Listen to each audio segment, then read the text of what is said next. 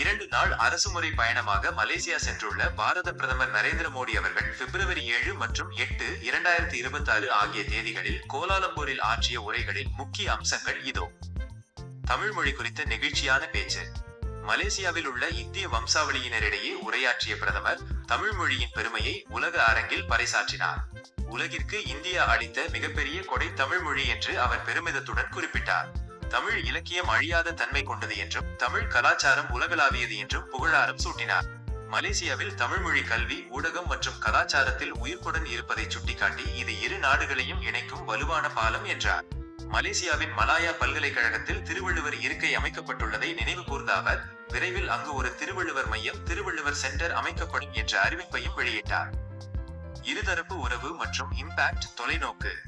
மலேசிய பிரதமர் அன்வர் இப்ராஹிம் அவர்களுடன் இணைந்து ஆற்றிய உரையில் இரு நாடுகளுக்கு இடையிலான உறவை மேம்படுத்த impact India Malaysia partnership for advancing corrective transformation என்ற தாரக மந்திரத்தை முன்வைத்தார்.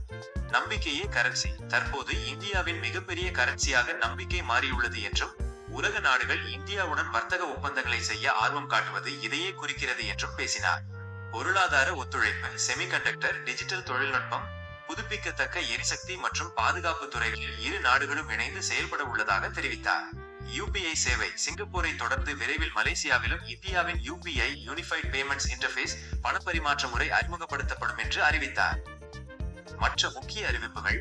புதிய தூதரக அலுவலகம். மலேசியாவில் வசிக்கும் இந்தியர்களின் நலனுக்காகவும் சேவைகளை எளிதாக்கவும் விரைவில் மலேசியாவில் புதிய இந்திய தூதரக அலுவலகம் கான்சுலேட் திறக்கப்படும். தனிப்பட்ட நட்பு. மலேசிய பிரதமர் அன்வர் இப்ராஹிம் தனக்கு நெருங்கிய நண்பர் என்றும் அவர் விமான நிலையத்திற்கே வந்து தன்னை வரவேற்று தனது காரிலேயே அழைத்து சென்றது இரு நாட்டு நட்புறவின் ஆழத்தை காட்டுகிறது என்றும் குறிப்பிட்டார். பிரதமர் மோடியின் இந்த பயணம் இந்தியாவின் கிழக்கு நோக்கிய செயல்பாட்டு கொள்கையை ஆக்ட் ஈஸ்ட் பாலிசி மேலும் வலுப்படுத்தும் ஒரு முக்கிய நகர்வாக பார்க்கப்படுகிறது.